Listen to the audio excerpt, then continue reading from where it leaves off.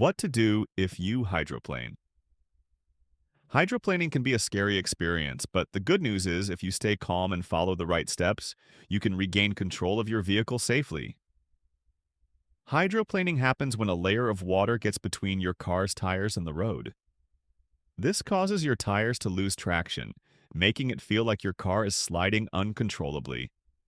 Now, if you find yourself hydroplaning, here's what you should do.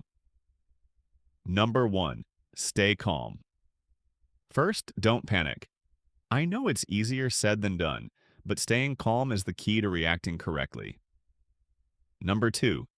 Keep a firm grip on the steering wheel. Place both hands firmly on the wheel.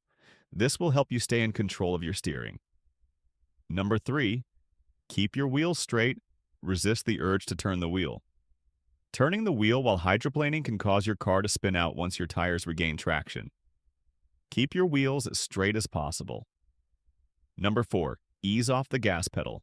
Take your foot off the accelerator slowly. Don't slam on the brakes or hit the gas. This can make things worse. Just let your car gradually slow down. Number 5. Avoid braking. If you're still hydroplaning, avoid slamming on the brakes. Sudden braking can cause your tires to lock up or lose even more control. Number 6. Wait to regain traction. Once your tires reconnect with the road, you'll feel the difference. At that point, you can gently apply the brakes if you need to slow down further or come to a stop. Bonus tip.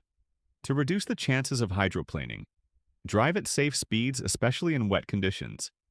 Make sure your tires are properly inflated and have enough tread. Avoid large puddles and standing water when you can.